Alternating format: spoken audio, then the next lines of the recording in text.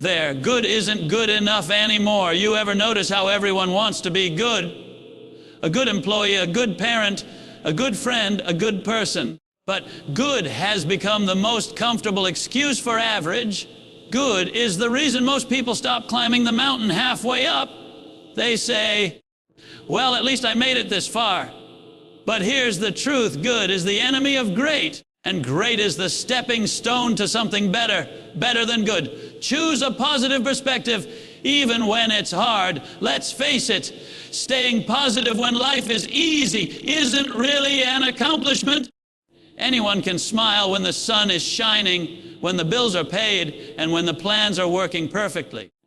But what separates ordinary people from extraordinary ones is how they think when the storm hits.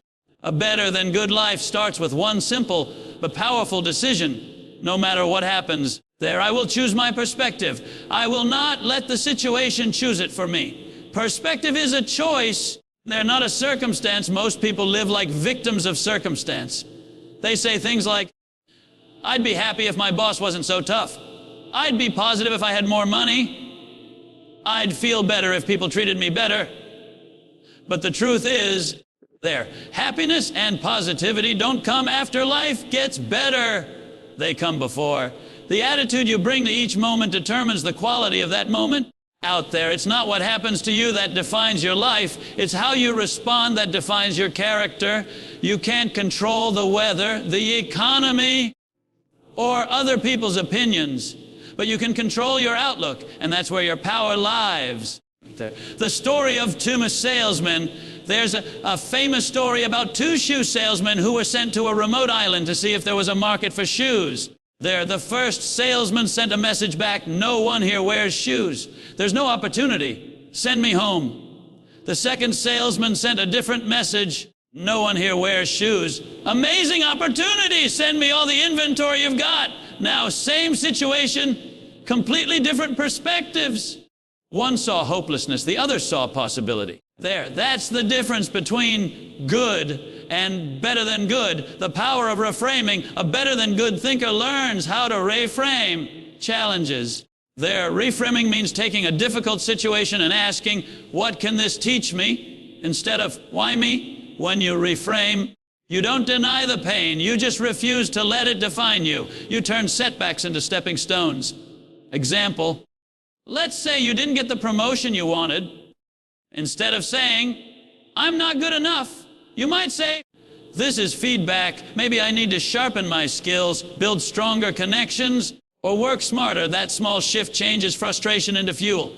Turn have to into get to. A simple way to change your mindset is to replace the phrase, I have to, with I get to. Instead of saying, I have to go to work, say, I get to go to work and earn for my family. I have to exercise becomes, I get to move my body and stay healthy. I have to study becomes, I get to learn and grow. That one word shift turns obligation into opportunity, and it transforms how you show up. The mirror rule every morning, that before you face the world, face yourself, look in the mirror and say something good, not arrogant, but affirming, I am capable. I am resilient. I can handle whatever comes today. If you don't tell yourself who you are, the world will try to tell you, and it usually gets it wrong. Positivity starts with self-talk. Your words become your world. When it's hardest to be positive, that's when it matters most. It's easy to smile when things are fine, but it's powerful to smile when they're not.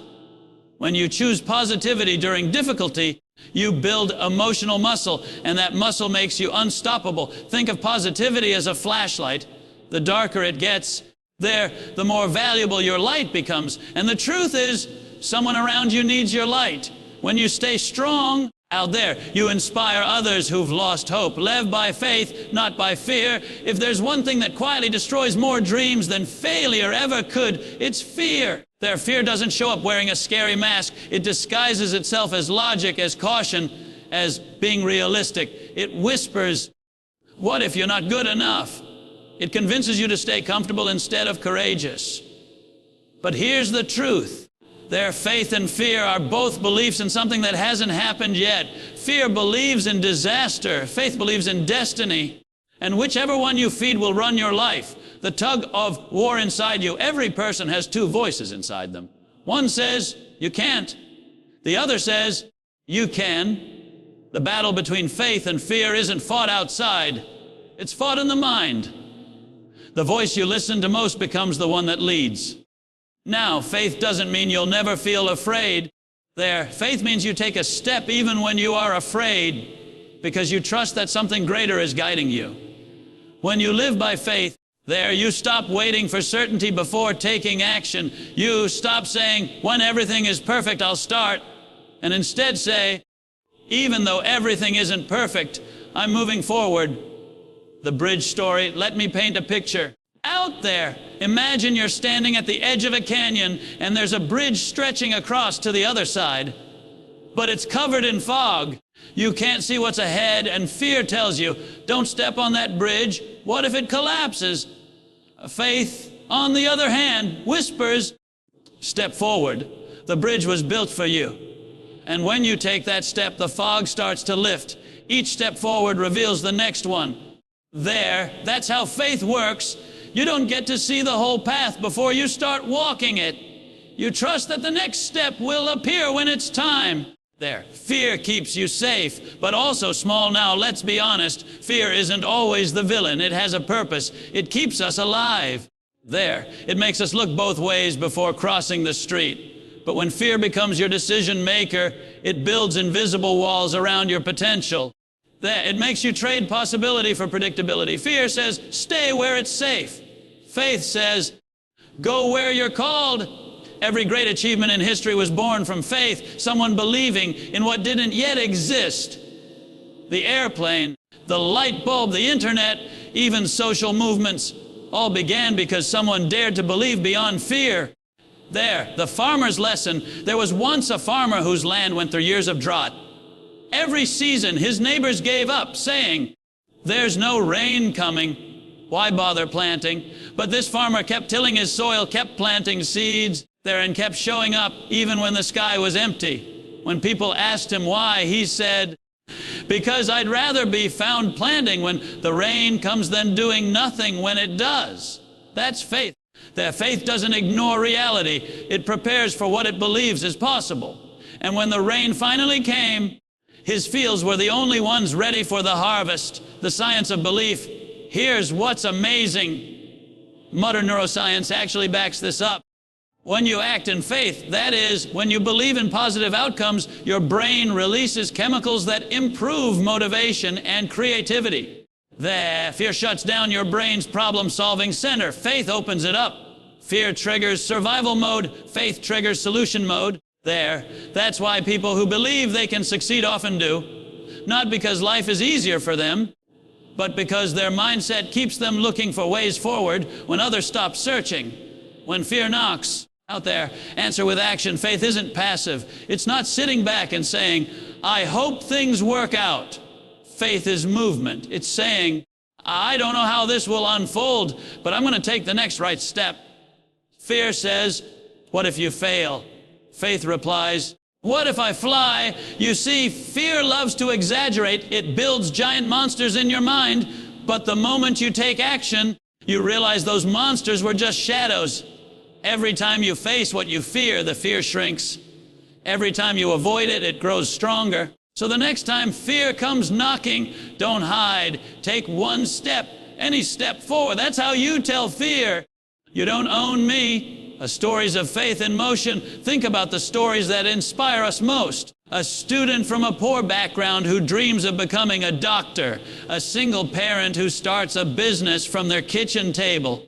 An athlete recovering from an injury that should have ended their career. In every one of those stories, fear was present, but faith was louder. Faith doesn't erase fear, it outlasts it. It's the quiet strength that says, I may not see the finish line, but I'll keep running anyway.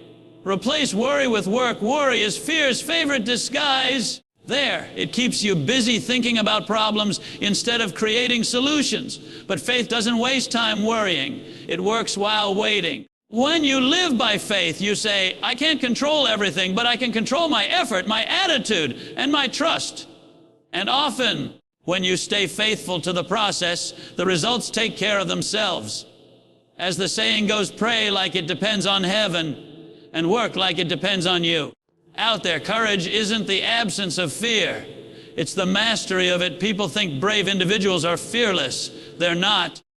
They just learned how to act despite fear. Think of firefighters running into burning buildings. Think of a teacher standing up for a bullied student. Think of a person saying no to a toxic relationship. All of them felt fear, but faith gave them courage. Courage doesn't mean you're never scared. It means you've decided something else matters more. What faith looks like in daily life, living by faith, isn't just for the big, dramatic moments. It's in the small, daily choices, choosing to believe that your work matters, even if no one notices today. They're trusting that a closed door is making room for a better one, believing that your past mistakes don't define your future purpose. Faith is what helps you smile before the miracle happens. It's the calm confidence that says, this too shall pass, then I'll be stronger because of it. Fear ends where faith begins. Here's the beautiful part. Faith and fear can't occupy the same space. The one will push the other out. If you focus on fear, faith fades. If you focus on faith, fear flees. So feed your faith through gratitude, through prayer, through action, through community. And soon you'll notice fear losing its grip. Keep growing. Even when you think you've arrived, there's a funny thing about success. The moment most people get a taste of it, out there, they slow down. They start believing they've arrived. But let me tell you something, arrival is the enemy of advancement. You're not done when you reach the top of the mountain. You're done when you stop climbing, because the view at the top is beautiful. But if you stand still too long, the wind of time will push you right back down. A better than good life means you never stop growing, learning, or stretching yourself, no matter how much you've achieved. Growth is the law of life. Look at nature. Everything that's alive is growing. There, grass grows, trees grow, children grow, even rivers grow wider with time. When something stops growing, it starts dying. The same is true for you and me. If you're not intentionally growing, you're unintentionally shrinking. Growth isn't just about adding skills or earning more money. It's about becoming more of who you were meant to be. It's about evolving mentally, emotionally, and spiritually. You can't live a better than good life with a good enough mindset. Success is a moving target. The truth about success is that it's never final. It's like climbing a staircase that has no top step. Every level prepares you for the next. But some people treat success like a finish line. They hit one goal, plant a flag, and say, I've made it. Then they stop learning, stop improving, and stop listening. And before they know it, out there, the world has moved forward while they stayed in place. If you've ever wondered why some businesses fade, some leaders lose relevance, and some dreams dry up, it's not because of failure, it's because of comfort. Growth stops the moment comfort starts calling the shots. The parable of the two farmers, there's a story about two farmers who both had a great harvest one year. The first farmer celebrated his success by taking a long break. He said, I've worked hard enough. Time to relax, The second farmer celebrated too, but after the celebration, he went right back to improving his soil, fixing his tools, and preparing for next season. A year later, when a drought hit, the first farmer's land was dry and cracked. The second farmer's land still produced because he had kept preparing when others were resting. That's the difference between arrived and advancing. The danger of past success, the most dangerous phrase in the world is, that's how we've always done it. It's the anthem of people who stop growing. You see, your last success can easily become your next limitation if you start worshiping it instead of learning from it. Don't let your past victories become a prison. What got you here might not get you there. Technology changes. People evolve. Opportunities shift. And the person who keeps learning stays ahead. Growth means staying curious, humble, and teachable, even when you're experienced. The power of the student mindset is one of the greatest gifts you can give yourself. It means you're open to feedback. They're open to correction, open to new ideas. You don't assume you know it all. You approach each day saying, what can I learn today that makes me 1% better? Even the most skilled performers, athletes, musicians, entrepreneurs, all have coaches. Why? Because they know there's always another level to reach. The moment you stop being teachable, you start being replaceable. Growth requires discomfort. Let's get real. Growth isn't comfortable. You can't stretch without feeling the pull. But discomfort isn't a sign you're doing something wrong. It's proof you're evolving. The caterpillar probably thinks it's dying when it's in the cocoon. But it's not dying, it's transforming. Likewise, when life challenges you out there, it might feel like you're stuck, but maybe you're just in your cocoon season. And if you stay committed, you'll break out with wings. Don't run from discomfort. It's the gym where your potential builds its muscle. The story of the musician, a young violinist once asked a world-famous conductor, "Sir, how do you stay so passionate after all these years?" The conductor smiled and said, "There, the day I think I've learned everything there is to know about music. That's the day I stopped being a musician." That's wisdom right there. It doesn't matter if you're a teacher, an athlete, a parent, or a CEO. There's always something new to discover. The best in the world aren't content. They're curious. They ask, how can I play this note better, lead this team better, love this person better? That's what it means to live better than good. Growth is a habit, not an event. You don't grow by accident. You grow by design. People often wait for a big moment to improve themselves. A promotion, a crisis, a wake-up call. But real growth happens in small, consistent steps. Read 10 pages a day. Listen to one meaningful podcast a week. Spend 15 minutes reflecting on what went well and what didn't. Tiny habits create tremendous transformation. Consistency beats intensity every single time. Be around people who challenge you. If you're the smartest person in the room, you're in the wrong room. Growth happens when you surround yourself with people who make you better. People who don't just tell you what you want to hear, but what you need to hear. Find mentors who stretch your thinking. Spend time with dreamers who lift your standards. Hang out with people who challenge your comfort zone. Iron sharpens iron, but it also creates sparks. And those sparks are what light the fire of progress. Failure is a growth partner. Most people fear failure. But failure isn't fatal. It's feedback. Every mistake carries a message. Here's how to do it better next time. The greatest lessons in life often come wrapped in disappointment. Edison said he didn't fail 10,000 times. He just found 10,000 ways that didn't work. So when something doesn't go your way, don't curse it, study it. Ask, what can this teach me? That question turns failure into fertilizer for future growth. Never retire from becoming better. You can retire from a job, but never from growth. Some people stop learning when they leave school. Others stop when they hit retirement. But a truly alive person never stops growing. There's an 80-year-old marathon runner who said, I keep running because the moment I stop, I start aging. The growth keeps your mind young, your heart strong, and your purpose alive. Whether you're 18 or 80, as long as you're breathing, there's still more to learn, more to give, and more to become. Turn setbacks into stepping stones. Life has a way of testing us just when we start to find our rhythm. You finally get ahead, and then something knocks you right back down. You plan carefully, and suddenly everything falls apart. It's tempting in those moments to think, why me? Or what did I do wrong? But here's the truth. Setbacks are not stop signs, they're signposts. They don't mean give up. They mean look up. A better than good life isn't one without setbacks.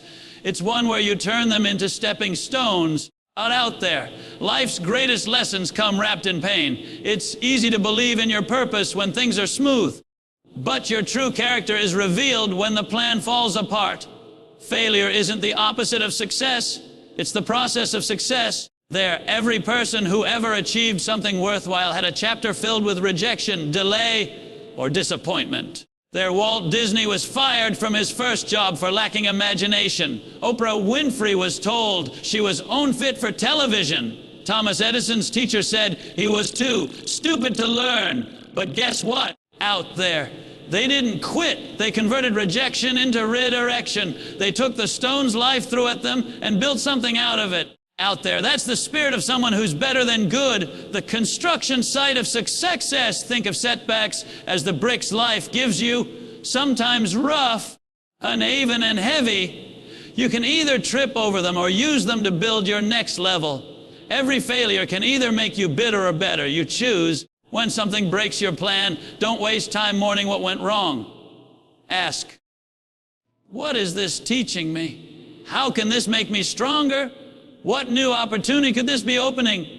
Every great comeback story begins with a person who refused to let their setback become their identity. There, the seed story. When you plant a seed in the ground, it disappears under the dirt. If you didn't know any better, you'd think it was buried, finished. But it's not buried, it's planted. The darkness isn't the end, it's the beginning. Because in that dark soil, transformation begins. The same is true for you. When life covers you in difficulty, don't assume you've been buried. You might just be planted for growth. That your job isn't to panic in the dark, it's to push through until you break through. Failure is feedback when something doesn't work out there. It's not a verdict, it's feedback. It's life's way of saying, hey, here's how to do it better next time. The Wright brothers didn't fly the first time they tried. They crashed again and again. But each crash taught them something, how to balance, how to steer, how to lift. If they had quit after one failure, the world would still be grounded. So, the next time something falls apart, don't quit, evaluate.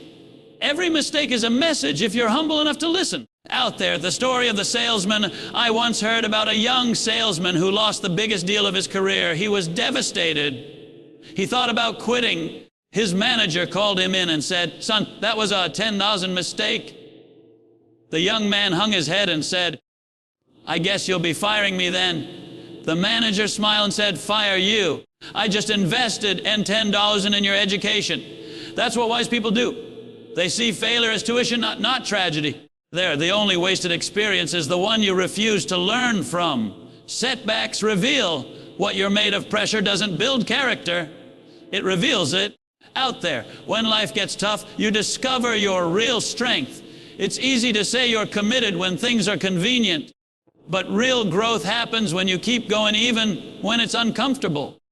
The greatest athletes don't grow stronger during the game. They grow stronger during the training, the sweat, the repetition, the losses.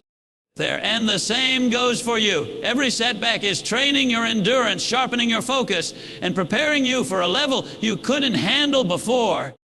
There, the comeback principle. Have you ever watched a rubber ball bounce? The harder it hits the ground, the higher it goes. That's the comeback principle. The deeper the fall, the stronger the rise. If you let it teach you. You see, setbacks are setups for comebacks. They're not the end of your story. They're the turning point. Maybe that closed door wasn't rejection. Maybe it was protection. There, maybe you didn't lose. You were being led in a better direction. Sometimes God's or life.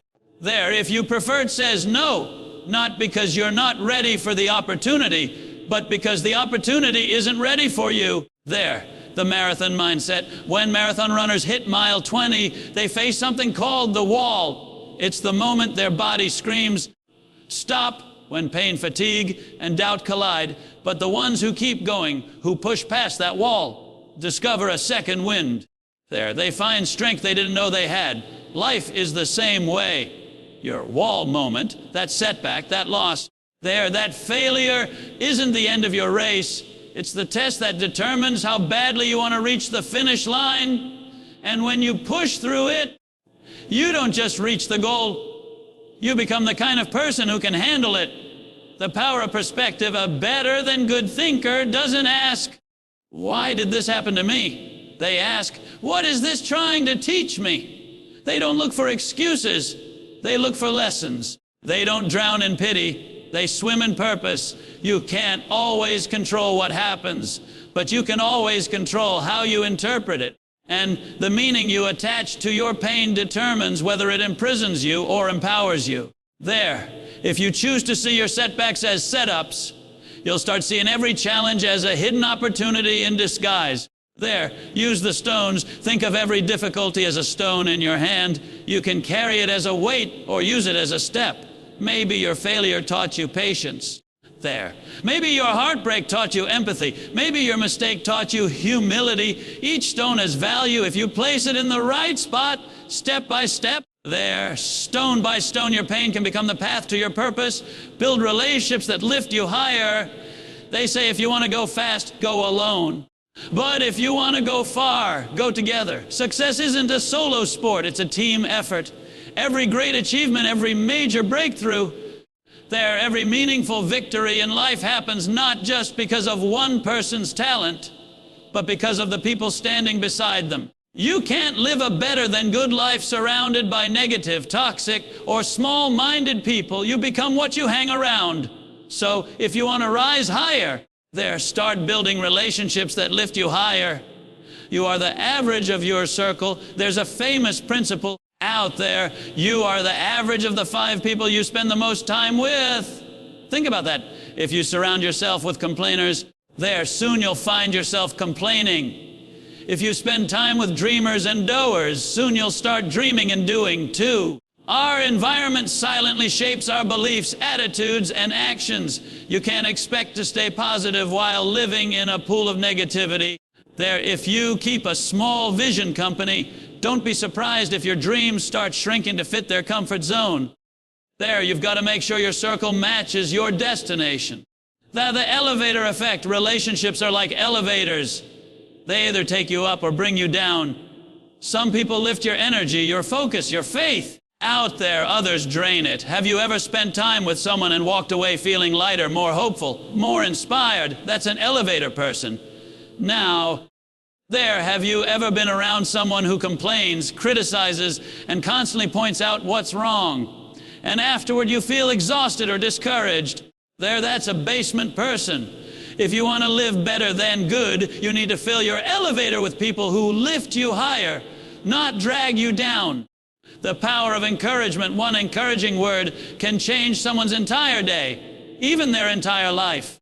Think about a time someone believed in you before you believed in yourself. Maybe a teacher, a coach, a parent, a friend, someone who looked at you and said, "You've got what it takes." That one moment of faith could have been the spark that changed everything. That's the power of positive relationships. They multiply your strength when yours is running low. They remind you of who you are when you start forgetting. In a world full of critics, be someone's encourager. Because encouragement is oxygen for the soul. The story of the eagle and the crows. There's an old story about an eagle flying high in the sky. As it soared, a crow began pecking at its back, trying to slow it down. The eagle didn't fight back or look behind. Instead, it spread its wings wider and flew higher. The air got thinner, and soon the crow couldn't breathe. It fell away. That's a lesson about people too. When you rise higher, you don't have to fight your critics. Just fly above them. Negative people can't survive at the altitude of purpose and faith. So instead of arguing with small minds, elevate your circle. Spend more time with people who inspire you to climb. Choose connection over competition. We live in a world that celebrates competition. Beat everyone, the best, stay on top. But true greatness isn't about beating others. It's about building others. The strongest leaders don't climb alone. They pull people up with them. They understand that success shared is success multiplied. When you help someone else rise, you don't lose your light. You make the whole room brighter. A candle doesn't lose anything by lighting another. In fact, it creates more warmth and illumination. That's what happens when you live to lift others. Protect your peace sometimes. Out there, growing means outgrowing certain people. That doesn't mean you stop loving them. It means you stop letting them limit you. That not everyone who starts with you is meant to stay with you. As you evolve, your priorities change, your focus sharpens, your energy becomes precious. And if you don't protect your peace, people will drain it without even realizing. It's okay to distance yourself from constant negativity. Out there, you're not better than anyone. You're just headed somewhere better. Protect your peace like it's your most valuable possession, because it is. There, find mentors and models. If you want to build relationships that lift you higher, find people who are already where you want to go. Their success leaves clues, and mentors carry the map. Find someone who's been through what you're facing and ask questions. Listen, learn, be teachable. Don't let pride block your growth. Every champion once sat in the front row taking notes from someone wiser. And one day, you'll be the one helping someone else climb, because that's how the cycle of growth continues. There, the power of community, one of the most dangerous lies the world teaches, is that you don't need anyone. That's pride talking. We were never designed to walk alone. The happiest, most fulfilled people are part of a community, a group that challenges, supports, and celebrates together. Whether it's your family, your faith group, your team, or your friends, we all need a tribe that reminds us we're not alone in the climb. Out there, even the strongest person sometimes needs a shoulder to lean on and a voice that says, keep going. Because when you're surrounded by the right people, you don't just survive life, you soar through it. There, don't be a taker. Be a giver. Healthy relationships aren't built on taking. They're built on giving. Give your time. Give your attention. Give your gratitude. The more value you add to others, the more value naturally comes back to you. It's the law of sowing and reaping. Plant kindness, and you'll harvest connection. Plant generosity, and you'll reap loyalty. People remember how you made them feel long after they forget what you said out there. So leave every person a little better than you found them, because when you make others rise, you rise too. There, in closing, the quality of your life will always reflect the quality of your relationships. If you want to live a better than good life, out there, surround yourself with people who believe in your potential, speak life into your dreams, and remind you who you were born to be. Out there, choose relationships that stretch your faith, challenge your comfort zone, and call you to your higher purpose. Out there, don't just look for friends who make you feel good. Look for friends who make you grow. And remember, this truth vision gives pain a purpose. When you have a strong enough why, you can handle almost any how. A mother in labor doesn't quit because she's in pain. She keeps pushing because she knows what's coming. The pain is temporary, but the purpose is permanent. Your life works the same way. When you know what you're fighting for, you can handle the hard days. When your goal is clear, there, your grit becomes stronger. The pain may not disappear, but it starts to make sense, and pain that has purpose loses its power to stop you. See beyond the storm. There's a saying, never let a storm make you forget there's still a sun. When the sky turns dark and life feels uncertain, it's easy to think the light is gone forever, but the sun never disappears. It's just temporarily hidden. Your vision works the same way. There will be days when everything you're working for feels out of reach, when progress seems invisible, and when doubt whispers, this is pointless. That's when you have to remind yourself the storm is passing, but the vision is permanent.